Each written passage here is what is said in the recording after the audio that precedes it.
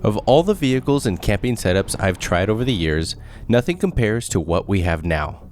Moving into a full-size truck and outfitting it with a camper has completely transformed the way we travel.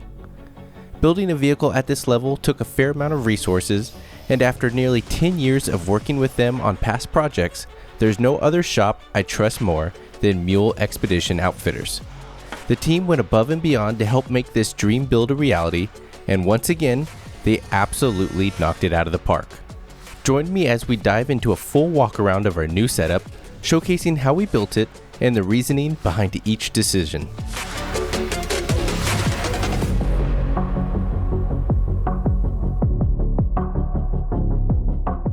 Hey folks, Michael here with Conquest Overland, and today I wanted to showcase to you our new Toyota Tundra and highlighting a general overview and going through all the different products and gear that we have on here that has completely transformed this truck from a stock configuration not too long ago to what you see here today.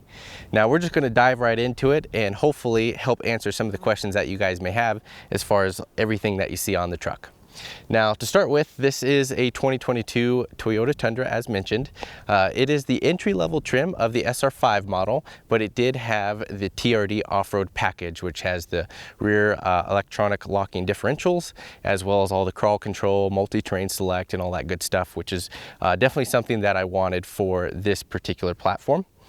Going into that even more was finding the platform that had a 6.5-foot bed to accommodate the four-wheel camper that you see in the back, but also helping keep our wheelbase within reason of having a double cab configuration instead of the crew cab. So that means instead of equal space from the front and rear passengers, the back's just a little bit smaller, a little bit tighter for those riding in the back, but still able to host our gear and whatnot. But that allowed us to save that extra foot of room or so to still have that 6.5-foot bed while keeping us relatively capable off-road. So overall, that was the general idea behind finding a truck of all those specifics. And from there, we basically just built this thing from the ground up. And that's what we'll go into right now.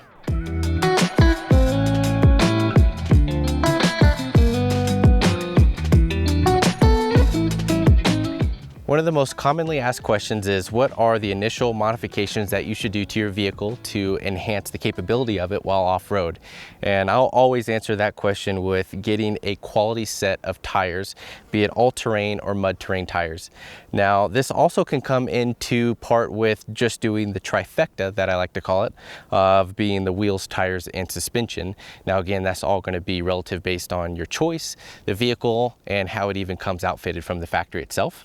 But for myself, here with the Tundra, what came from the factory was pretty less than satisfactory, so we completely changed all that out. And to start with, we went with a Mickey Thompson Baja Boss all-terrain tires. Now, these are in a 305/70 R18, so they're just shy of a proper 35-inch tire, actually at a 34.8. These tires are amazing. Not only do they offer some of the most aggressive looks of an all-terrain tire, but they handle extremely well everything from mud, sand, snow, gravel roads, even relatively low noise on pavement at highway speeds. Being that this is my daily driver, I wanted something that complements all aspects of the driving experience, and for the all-terrain, it did exactly that while accomplishing it with ease. I've absolutely loved how they've performed so far. Even though we've only have a handful of trips on these particular tires, I am excited to see how they do this winter in the snow. But from what I've gathered and read on different reviews, these tires come highly recommended, and they also just generally look really good. As far as the wheels, this would be kind of the outlier. You don't have to upgrade them, but it is an opportunity if you are upgrading your tires to maybe consider wheels that look how you want them to look, or offer the ability to upgrade interior aspects like adding a TPMS system or even rapid deflate valves that can come aftermarket to help when the time comes of deflating your tires for off-road. But for ourselves, we went with the Method race wheels and the 318 in the bronze coloring. I absolutely loved how that looked with the color of the vehicle itself, and just a nice combination overall. They are in a +18 offset, which means that it moved the whole wheel and tire combination outside the wheel well ever so slightly. So it gives you more of an aggressive look as you look at the truck head on, and gives you more of that poke, if you will. A lot of folks call it that way. of just kind of a more aggressive stance, which I personally like. However, do note with this combination of tire size as well as the offset that we changed from the factory, there was a little bit of rubbing that we had in the wheel well. So we did initially trim some of the lining out and some of the plastic out.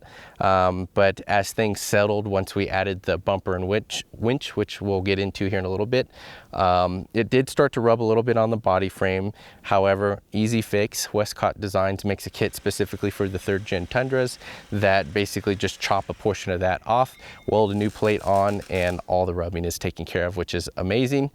So do know there are alternatives out there depending on how big of a combination that you go with.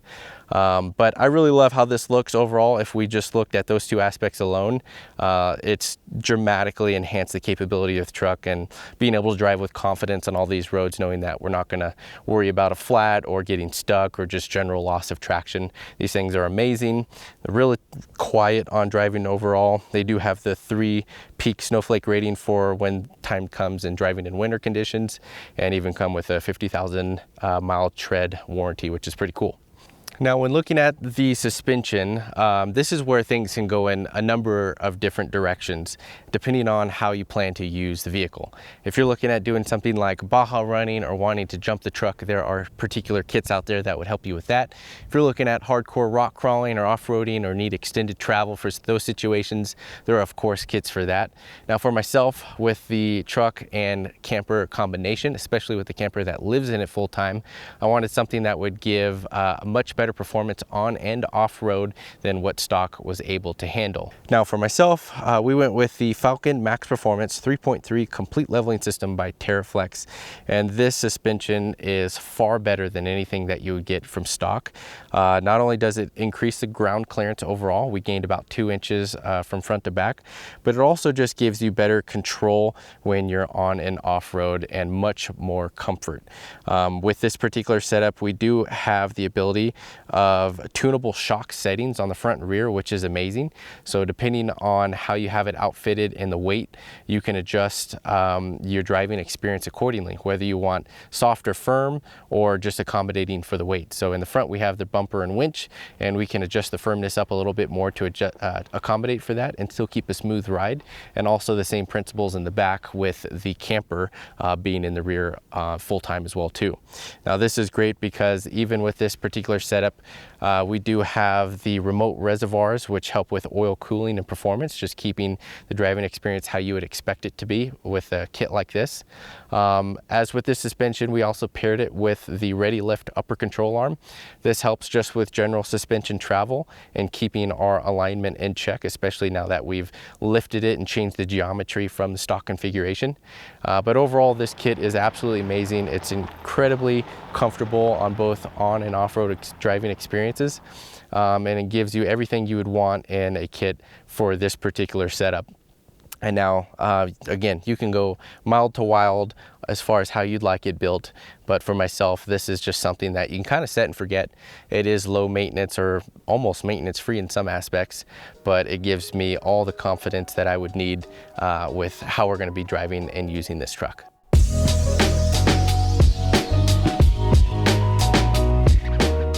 Now, moving to the front here, this is where we kind of have a lot of things going on. And for starters, we went with the CBI covert front bumper that you see here.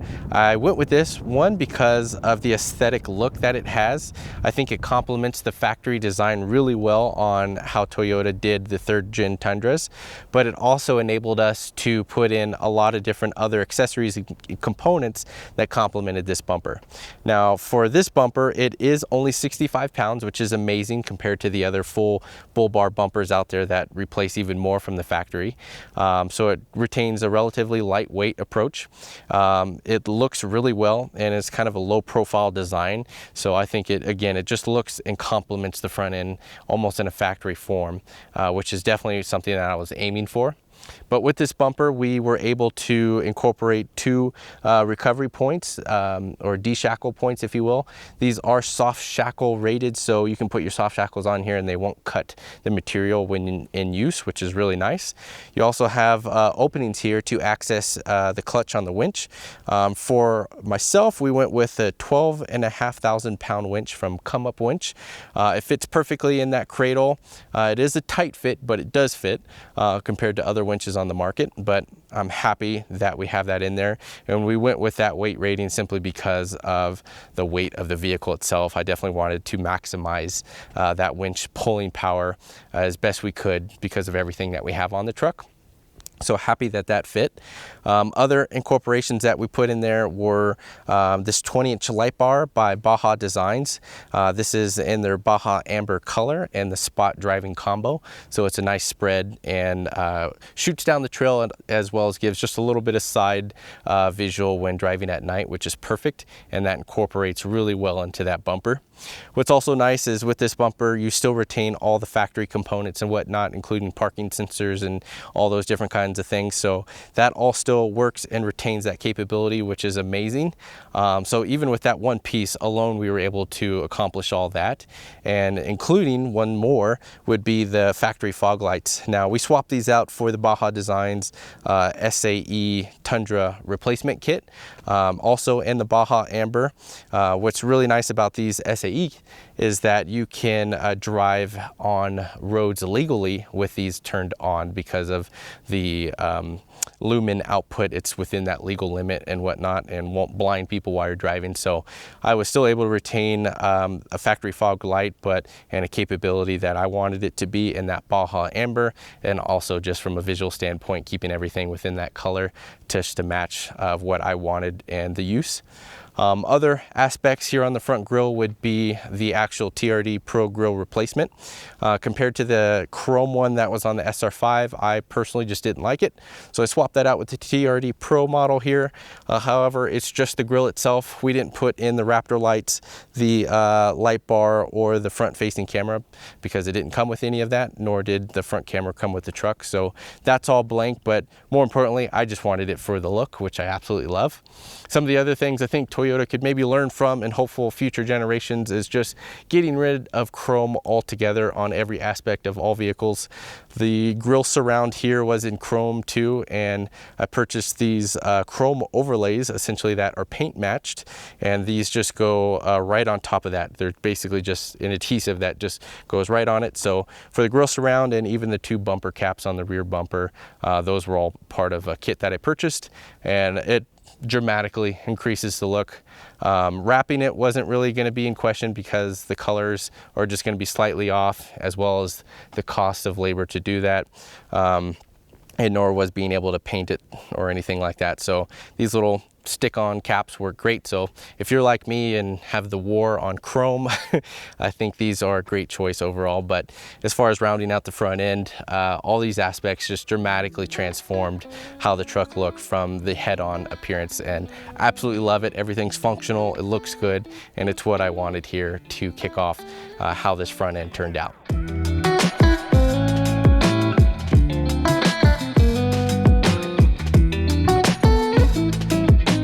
Okay, so moving down the exterior of the vehicle here, we're going to look at some of the armor modifications that we did to the Tundra. Starting off with this CBI Overland rock slider with the top tread plates. Now, if you're not familiar with rock sliders, basically what this does is it protects your rocker panel on the exterior of your vehicle here.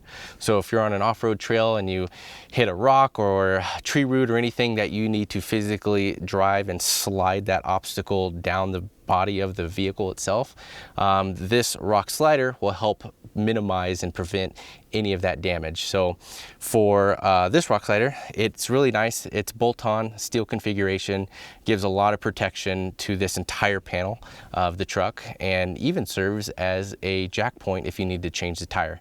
Now, for our circumstance, the likelihood of us going on trails that extreme are pretty low. However, it's really nice to have that peace of mind knowing that it's there in case we do, or even get hung up on something, on tight turns or things like that. What's really nice for me though is that having these top tread plates, this rock slider acts as a step because the truck is lifted and I'm pretty short. It's really nice to get in and out of the truck with ease now, having these as a step or even a standing point while filming and doing different things such as that. So CBI killed it with this design. I really love the look of it, and I think it just complements the overall exterior visual really well while having a really good serving point depending on the needs and general use that you'll be putting the vehicle through. So love that. As far as the underbody protection, when I purchased the Tundra, it didn't have anything. At most, some manufacturers will at least put an engine skid plate there. Unfortunately, this one didn't have anything at all, which was kind of a bummer. So from a price perspective and just keeping our investment in a sound condition, we went with the RCI engine skid plate in an aluminum fashion, which was nice to save a little bit on weight. And that's also powder coated black. Fun thing though, aluminum doesn't rust, so you don't have to powder coat it, so you can save those extra dollars. But just for my OCD to keep everything in a uniform look, I went ahead and did that. I really like RCI. They really do a lot of good stuff for underbody protection, including engine, transmission, lower control arms, differentials, and fuel tank skid plates, all that good stuff. So they're a great brand. I've used those on previous vehicle builds as well. So having at least something to accommodate protection for the engine area, that came in really well. As far as other underbody protection, we'll see how the continued experiences of our trips go if we need to add more, but for now we have those two pieces. But again, this is just how we use the vehicle, and I don't really see an immediate need of needing to add more. For those who do rock crawling and heavy off-roading and things like that where you're putting the vehicle more at risk, it would definitely behoove you to make that initial investment right away, as far as having all those additional skid plates to protect that underbody and all those sensitive components even more. But for us, this is doing really well, and visually it looks great and serves a good purpose. So really happy as far as our armor configuration currently stands.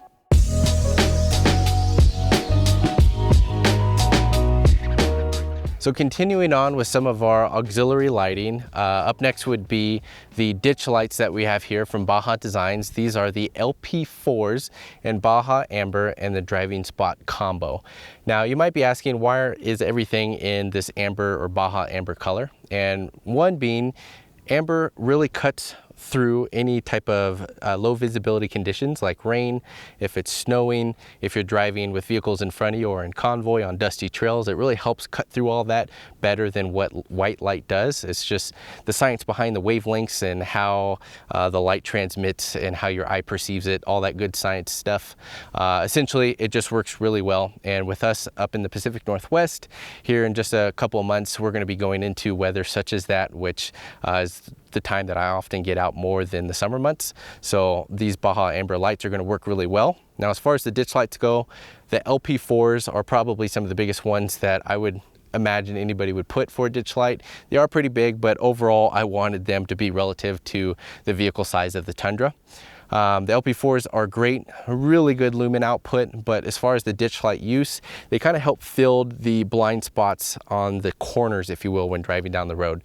So I found these extremely helpful for some of the spread that spills for facing straight on. But if an animal or anybody or anything would walk out of the tree line while you're driving, these would be able to help provide a little bit better visibility on being able to spot that, especially driving at any sort of speed. So these are amazing in that fashion. So that paired with the lights that you see up front with the light bar and fog lights, I think that rounds out all my needs really well. So super happy with those. Unfortunately, you can't see. The next set of lights would be rock lights. These are just tucked up inside the wheel wells. Those lights are awesome, again, just for general use around camp, for any situations that you might be working on suspension or even airing up or down the tires. It just provides great light in that fashion, or just general area light as you're driving or at camp. So those are tucked in there. As we work our way back, you will probably see next we have the Prinsu roof rack. Now you might be asking yourself, why did we even bother with a roof rack on here when the camper pretty much covers it all up? And to answer that, it would be essentially to help with filling the gap from the top of the cab to the bottom of the camper, and help with the aerodynamics of it. So essentially, as we're driving, that wind fairing up front will help just move the air up and over the camper as opposed to just hitting the back wall behind the cab itself. So it helps fill the gap and with the aerodynamics, but also a part of that, what I really wanted and what really helps me is when opening and closing the camper and undoing or putting down the latches, this Prinsu rack has the ability to add in their grab handles for a holding point, which is really great. So I love being able to stand on the rock slider, have a hold on the grab point here of that grab handle on the roof rack, and be able to work with those latches accordingly, which is a great add-on. But taking that one step even further is the ability to add in Baja Designs, again, another rock light set, because they're just really small little, almost rectangular lights. And those lights incorporate into the grab handles themselves. So again, for scene lights or just doing anything around the vehicle itself, at camp, moving things around, getting in and out of the truck, having that incorporated in there is super helpful. They're on a set of 4, so 2 on each side. And I can control all the lights that you see all together from the Switch Pro that's inside the cab, so while we're driving or parked, or even if we're at camp hanging out settled already, I can pull up my phone, open up the Switch Pro app, and via Bluetooth connect to that controller and turn on and off all the lights as I need them. So it's great for that fact. It's just one of those things where you don't need to set up a light stand or put up string lights. While granted, they do create a nice vibe, these are just for the immediate needs, which works great. So this roof rack kind of provides a different approach and different use for me as opposed to those who wouldn't have a camper. Again, roof racks are great though, if you wanted to put a rooftop tent, if you want to mount awnings, storage cases, traction boards, recovery devices such as axes and shovels and all that kind of stuff. They work really great to put, I would say, within reasoning weighted items up top, because it does increase, putting weight up there, your top center of gravity and whatnot. So you do want to be mindful of how you do it, but roof racks are awesome for having the versatility, especially with the use that I had just before this truck being in an SUV. So I think Prinsu did a great job with that. It is a bolt-on roof rack, so we did have to drill through the roof to actually mount this bad boy, but pretty easy to do, and the team over at Mule Expedition Outfitters made that look super easy, which is why I go to them. But continuing down, we'll look at some other aspects here.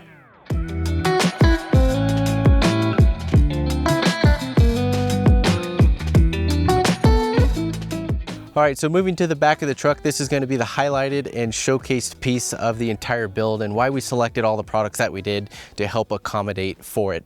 Now, on the bed of the truck here is going to be the slide-in camper, the Hawk model from 4-Wheel Campers. And this thing is absolutely amazing and has completely transformed our style of travel. Essentially, think of this as a studio apartment on the back of your truck. And while there are so many different things going on from an interior and exterior standpoint, this camper alone deserves a video by itself, which is exactly what I'll be doing, so stay tuned for that. However, as a spark noted version, just to go over some of the highlighted options, I'll kind of showcase why this camper is the perfect choice for us in our style of travel. Now, to start with, the Hawk model is for their 6.5-foot bed option, and with that you can choose different interior layouts on how you see fit and what suits for your needs. For us, we chose the front dinette. So basically, when you walk in, on the left hand side you'll have your 2-burner stove followed by the sink, which is perfect because all that for the galley kind of has its own place, as well as storage right underneath it. On the right hand side, you'll have storage on the immediate entry, as well as where your fridge is also going to be mounted. Directly in front of you is going to be where that front dinette is, almost like a booth style, kind of like a restaurant in a way, where seating for 2 accommodates right there, and even has a swivel table that you can move where you need, whether you're working or enjoying a meal or whatever it might be. And then directly above the cab of the truck is going to be where the queen size bed is. and that's great because it gives you plenty of space. You can even opt for a king size bed if you so choose. But what's unique about this particular model that we chose and the option that we did is going to be the underbed storage. So right underneath the bed, with the assist of gas struts, exposes a whole new storage option right underneath. So that enables you to store things that you don't immediately need right away, but still nice to have and just keep things organized. So that is just absolutely amazing on how the interior layout is.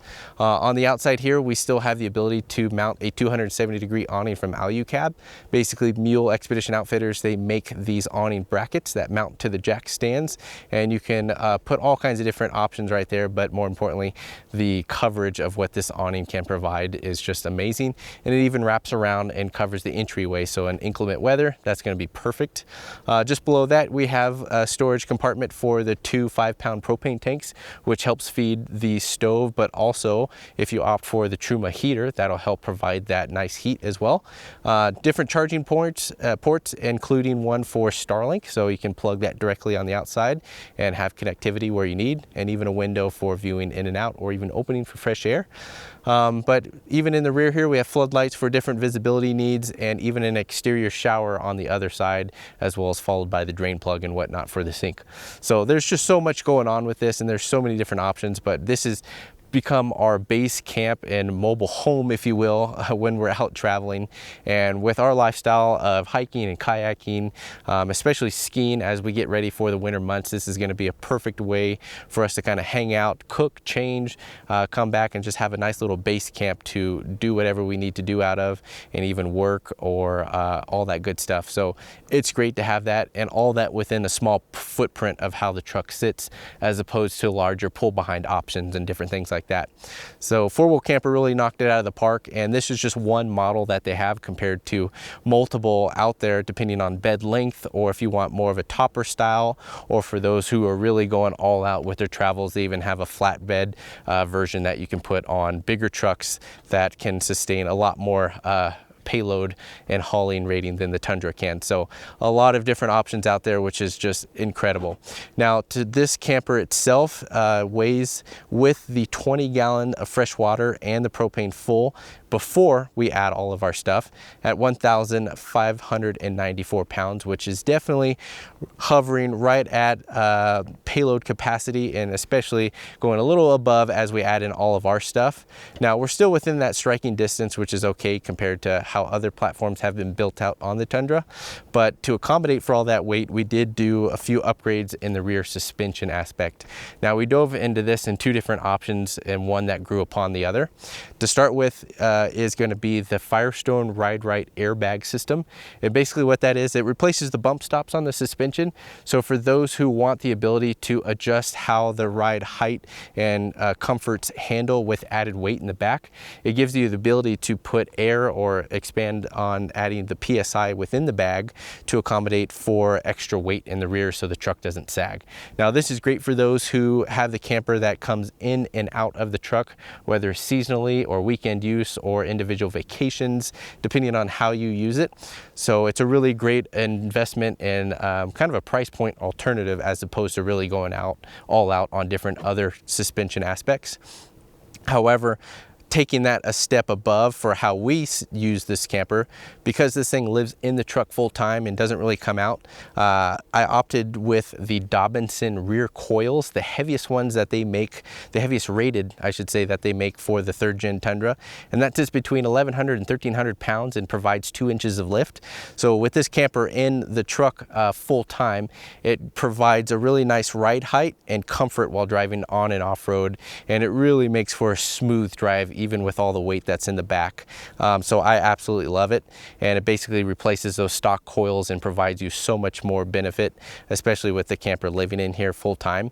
So Dobinson really knocked it out of the park on that, but just goes to show that even with the suspension, aftermarket suspension put in, and those rear coils, or the option of an airbag system, it gives you the ability of how you want to choose it. Now, right now, as the camper sits, even fully loaded, I'm not even making contact or even using the airbags. Those would come into place if we decide decided to add even more weight, which I hope we don't, but that would come in maybe if we put a bike rack with a lot of bikes on the back, or a rear tire swing out with extra accessories on it, or different things like that, where the weight's going to be really kind of exceeding what the coils could do. But for right now, they're just sitting there. And the reason why we even put those in there is, one, if we needed it, but two, before the coils and my camper arrived, we had those airbags in place because this truck was using a display camper from Mule Expedition Outfitters for Overland Expo P&W. So it was a nice alternative for a camper that wasn't going to be in it full time, but to have the ability to carry it for that trip and showcase that a platform like this could accommodate for a camper. But overall, those are just some of the aspects as far as what's going on here in the back half and how it has worked out with the camper itself. The last few pieces of items that are more of kind of like icing on the cake and just help rounded things out is, as you see with the camper in place, you do lose the tailgate of the truck, which isn't a big deal. But for myself, I do enjoy having the reverse camera that was built into the handle of the tailgate. So I found a way to fish out basically the camera itself and the wiring loom, and was able to still plug that back into the factory configuration.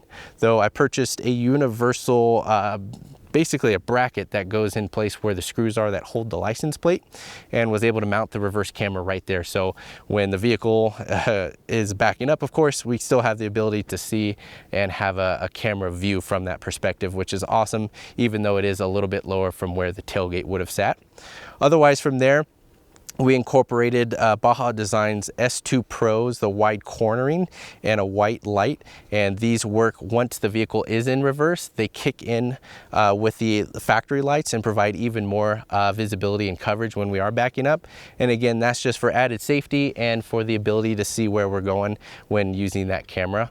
And of course, we still have that wired independently to the Switch Pro, as we talked about earlier, and that gives you the ability to still see and have area light in conjunction in the rear area back here where the camper is, along with those floodlights that are in the back. But overall, this is going to be kind of wrapping up as far as everything that we've done to the truck, at least for from front to back, and what we've and how we've designed it to essentially build everything towards our style of travel and centering around most of these aspects with the camper in mind.